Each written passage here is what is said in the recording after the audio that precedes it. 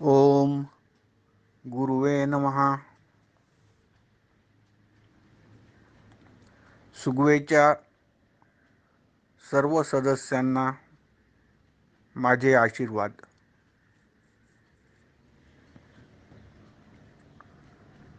काल आपण थोडं तुर्या म्हणजे काय ते बघितलं. तर तुर्या ही चौथी अवस्था आहे. पहिली ती जागृत अवस्था, स्वप्न, सुषुप्ती आणि चौथी तुर्या. ही तुर्या अवस्था इतर तीन अवस्थांची साक्षी आहे, तीन अवस्थांपेक्षा वेगळी आहे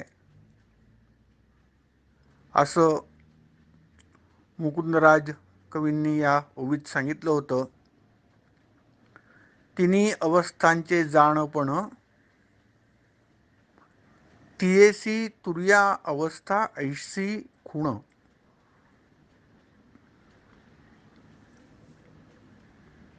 तिन्ही देहांचे अवलोकन ते महाकारण देह. स्थूल, सूक्ष्म आणि कारण देहांना, तिन्ही देहांना पाहणारा जो देह आहे, जो पाहणारा आहे, त्यालाच महाकारण देह म्हणतात अशी व्याख्या पण या ओवीत केली होती. आणि तुर्या अवस्थेबद्दल आपण बरंचसं विचार केला होता. फार महत्त्व असं आहे या तुर्या अवस्थेला.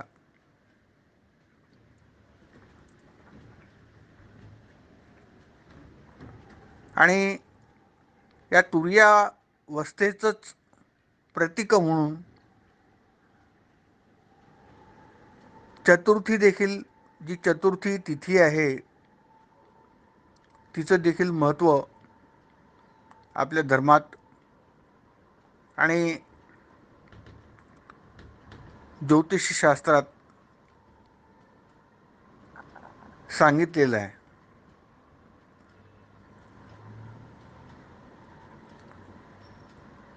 आता आपण या पुढची ओवी पाहू, 9वी ओवी. मी सर्वसाक्षी आपण, हा प्रत्यगात्म्याचा अभिमान. सर्वांचे जेथे खुंटले स्फुरण, ते शुद्ध स्वरूप. तर हा मी सर्वसाक्षी आहे असा हा प्रत्यगात्म्याचा अभिमान आहे. म्हणजे मी देहत्रयातीत आहे, मी अवस्थात्रयातीत आहे. आपण गणपती अथर्व शीर्षामध्ये गणपतीचं वर्णन वाचतो. त्वं देहत्रयातीतः. तर असा हा देहत्रयातीत गणपती आहे, तोच महाकारण आहे. अवस्थात्रयातीतः हे वर्णन आपण ऐकतो. मग या तिन्ही अवस्थांचा, तिन्ही देहांचा साक्षी म्हणून जो आहे, हा असा प्रत्येगात्मा म्हणजे जीवात्मा अशी कल्पना आहे. ही कल्पना फक्त आहे समजून घेण्यासाठी की प्रत्येकाचे आत्मे, प्रत्येक जीवाचा आत्मा हा वेगळा वेगळा आहे. वास्तविक तसा तो नाही. पण समजून घेण्यासाठी इथे आपण जीवात्मा, प्रत्येकात्मा वगैरे शब्द वापरतो. जीवात्मा आणि प्रत्येकाचा आत्मा म्हणून प्रत्येकात्मा हा एकच शब्द आहे, समानार्थी शब्द आहे. आपण एकदा उदाहरण घेतलं होतं की जर कोट्यावधी लहान लहानशी बोळकी घेतली, लहान लहानशी मडके असतात मातीची ती बोळकी, आणि प्रत्येकात जर आपण पाणी टाकून ठेवलं तर सूर्याचं प्रतिबिंब प्रत्येक त्या कोट्यावधी बोळक्यांमध्ये सूर्याचं प्रतिबिंब पडतं. मग तो एका विशिष्ट बोळक्यातलं प्रतिबिंब सूर्याचं ते प्रत्येक बिंब असं आपण म्हणू शकू. तसंच हा प्रत्येक आत्मा, प्रत्येक बिंब म्हटल्याने सूर्य काही कोट्यावधी होणार नाही. सूर्य एकच आहे, पण त्याची प्रतिबिंब कोट्यावधी आहेत. तशीच आत्मा एकच आहे, आणि आत्म्याचं हे जे प्रतिबिंब, काल्पनिक प्रतिबिंब, तो प्रत्येक आत्मा, जीवात्मा. तर या जीवात्म्याला अभिमान आहे. म्हणजे इथे अभिमान शब्द कवीने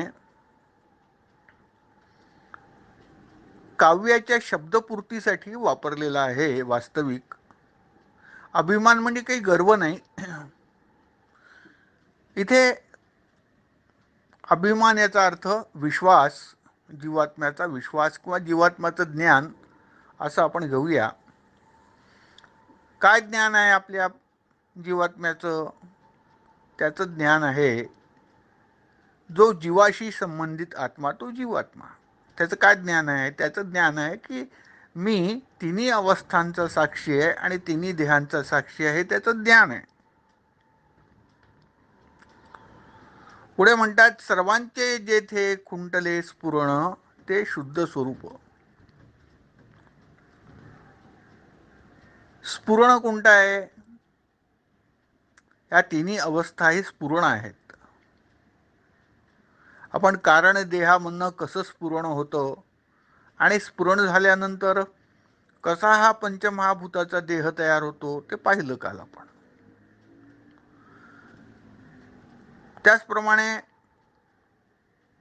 स्वप्नामध्ये देखील एक देह धारणा होते, तेही आपण पाहिलं. त्याचंही स्फुरण होतं. तर हे सगळं स्फुरण जिथे खुंटतं, खुंटतं म्हणजे थांबतं, समाप्त होतं, या कोणत्या अशा अवस्था राहत नाहीत, कोणतं स्फुरण राहत नाही. तेच शुद्ध स्वरूप आहे. तीच तुर्या अवस्था आहे. तोच महाकारण देह आहे.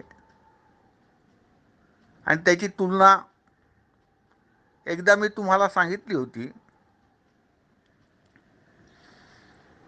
ज्याप्रमाणे आपण पाला पाचोळा काड्या घेऊन अग्नी प्रज्वलित केला तर अगणित अशा ठिणग्या निघतात, पण त्या एकदा ठिणग्या शांत झाल्या, अग्नी शांत झाला की उष्णता असते,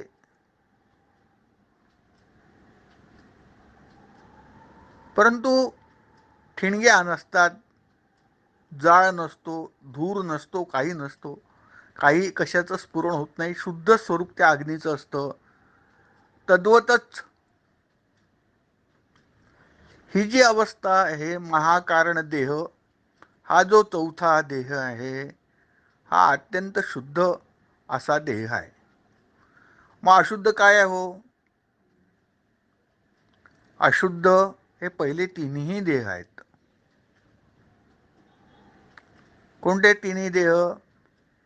जागृती अशुद्ध आहे, स्वप्नही अशुद्ध आहे, आणि कारण देह देखील अशुद्ध आहे. अशुद्ध का आहे? कारण ते बीजरूपातनं निर्माण झालेले हे दोन देह आहेत.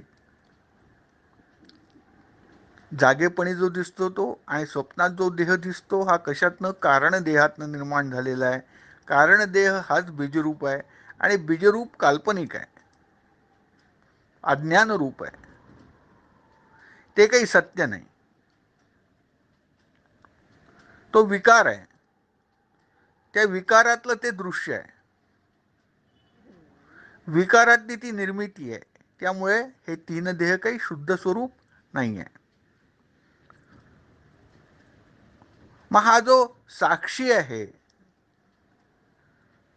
तिन्ही अवस्थांचा, तिन्ही देहांचा, हेच शुद्ध स्वरूप आहे असं इथे आपल्याला समजावून सांगतात कवी मुकुंदराज महाराज, जे आपल्या मराठी भाषेचे आद्य कवी म्हणून त्यांचा गौरव आहे आणि स्वतः फार थोर आणि चमत्कारिक योगी होते असं त्यांचं वर्णन आहे. त्यांचा आपण परमामृत ग्रंथ जो आहे त्याचं निरूपण इथे करतो आहोत,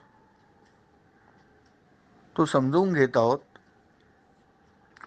आणि 7व्या अध्यायाची ही 9वी ओवी आता आपण पाहिली. आता 10वी ओवी, कार्य कारणाचे कारण, या लागी बोलीजे महाकारण, कार्य कारण झाली या शून्य, महाकारण कवण म्हणे. आता इथे विचारलं आहे मुकुंदराज महाराजांनी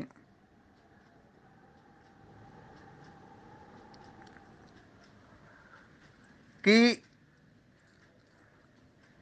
कारण आपण पाहिलं होतं, कारण देह जो तिसरा देह तो पाहिला होता आपण, स्थूल सूक्ष्म आणि कारण.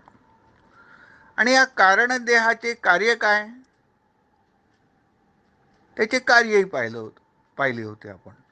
हा जो स्थूल आणि सूक्ष्म आहे हेच त्याचं कार्य आहे. कशाचं कार्य आहे, कारण देहाचं कार्य आहे. हाच तो कार्यकारण भाव, कारणातनं निर्माण झालेले देह हे त्याचं कार्य. कार्य कारणाचे कारण म्हणजे एक तर कारण देह आणि त्याचे कार्य असलेले दोन देह, या तिन्ही देहांचं जे कारण आहे, या तिन्ही देहांचं जे कारण आहे यालागी बोलीजे महाकारण, आणि म्हणून याला महाकारण असं म्हणतात.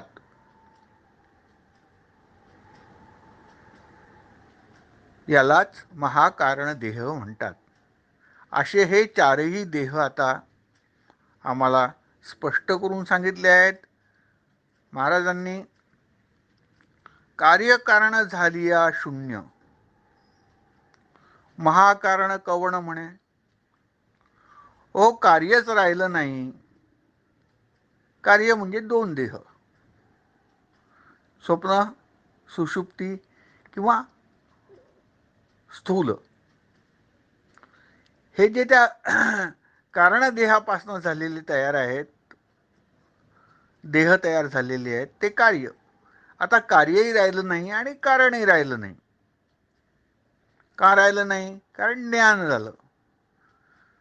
काय ज्ञान झालं, आत्मज्ञान झालं. आत्मज्ञान झाल्यावर काय कळलं, आत्मज्ञान झाल्यावरती हे कळलं की जे वास्तविक आम्हाला पंचज्ञानेंद्रियांना आणि पंचकर्मेंद्रियांना जे सेन्स होतं, ज्याचं संवेदन होतं, असं हे जे विश्व आहे हे वास्तविक भास मात्र आहे, आभास आहे, इल्युजरी नेचरचं आहे, खोटं आहे, मिथ्या आहे. दिसतं जाणवतं बरोबर आहे, पण तरी असत्य आहे. आणि हे कळल्यानंतर, असं ज्ञान झाल्यानंतर, आणि हे ज्ञान कसं होतं, आपल्या गुरुवाक्याने होतं, आपल्या गुरूंचे शब्द समजावून घेतल्याने होतं, श्रुतीचं ज्ञान समजावून घेतल्याने होतं. आणि हा भ्रम आपला दूर होतो. आणि भ्रम दूर झाला की काय होतं, कार्य आणि कारण हे शून्य होतं. पहिले तिन्ही देह निघून जातात, त्यांचा निराश होतो. कोणते 3 देह निघून जातात? स्थूल, सूक्ष्म आणि कारण देह निघून जातात आणि मग एकच देह उरतो, महाकारण. तो देह उरतो ज्ञानोत्तर स्थितीमध्ये. मग आता इथे प्रश्न केला आहे कवींनी, अहो 3 जी कारणं होती त्यांचं कार्य होतं ते तर नष्ट झालं होतं. मग याला महाकारण कसं म्हणावं? कोणाची तुलना करून महा म्हणावं याला? अहो आमच्या राज्याला महाराष्ट्र म्हणतात. महाराष्ट्र का म्हणतात? कारण अनेक राष्ट्र आहेत म्हणून, अनेक राज्य आहेत म्हणून. समजा कोणतं राष्ट्रच नसतं, समजा कोणतं राज्यच नसतं, पूर्ण जगामध्ये एकच राज्य असतं, मग याला महाराष्ट्र कोणी म्हटलं असतं? नुसतं राज्यच म्हटलं असतं ना. तसंच तुलना आहे, कारणापेक्षा हे मोठं आहे, कार्यापेक्षा हे मोठं आहे म्हणून याला महाकारण म्हणतात.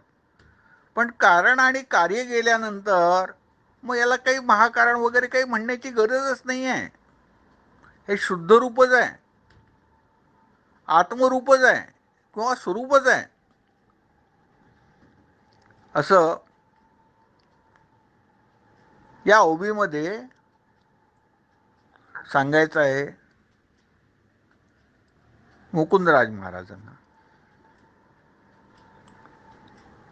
आता 10 ओव्या पूर्ण केल्या, 11वी आपण पाहू. आहे स्वयंभू आपण. हा स्वयंभू आहे. कोण स्वयंभू आहे? हा महाकारण जो आहे, हा जो परमात्मा आहे, हे जे स्वरूप आहे, हे जे ब्रह्म आहे, जे निर्विशेष ब्रह्म आहे. निर्विशेष ब्रह्म म्हणजेच आत्मा, म्हणजे स्वरूप.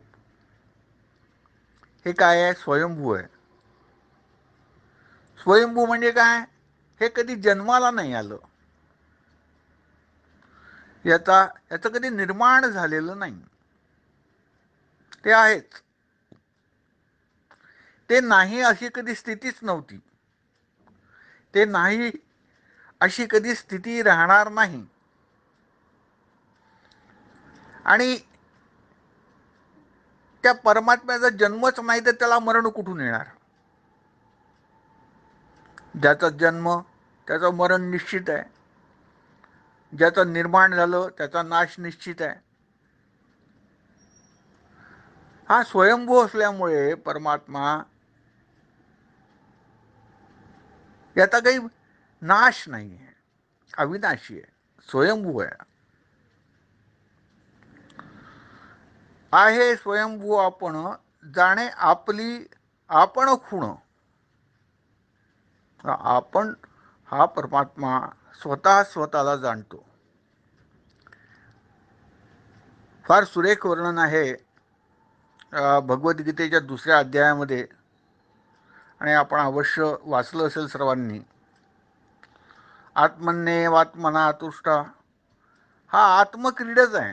म्हणजे स्वतः स्वतःला जाणणारा, स्वतः स्वतःमध्ये खेळणारा, स्वतः स्वतःमध्ये राहणारा, स्वतः स्वतःमध्ये आनंदी असलेला, असं त्याचं जे स्वरूप आहे.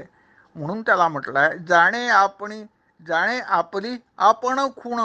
स्वतःलाच तो जाणतो, इतर कोणी जाणू शकत नाही, कारण इतर कोणी नाहीच. कोण त्याला जाणणार? सर्वच जर आत्मा झाला आहे, सर्वम खलु इदम ब्रह्म, अहम आत्मा ब्रह्म. आता या तो सर्व सर्व सर्व सर्व काही जर आत्माच असेल, द्वैतच जिथे नाही आहे, जिथे तू मी ते तू काही, इथे काही हेच नाहीच आहे.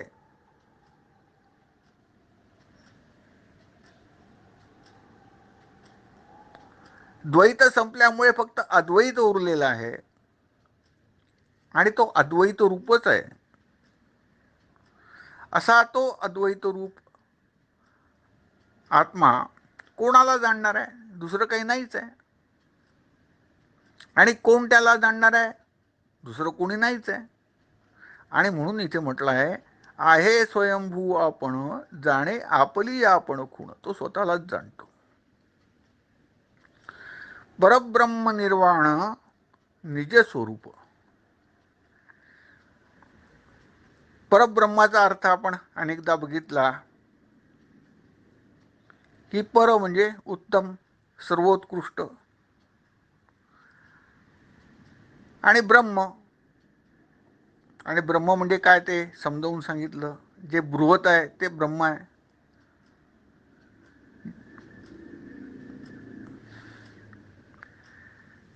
हा परब्रह्म परमात्मा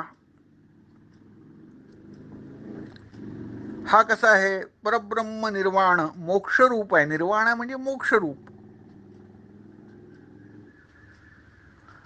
मोक्ष रूप म्हणजे अलिप्त झालेला.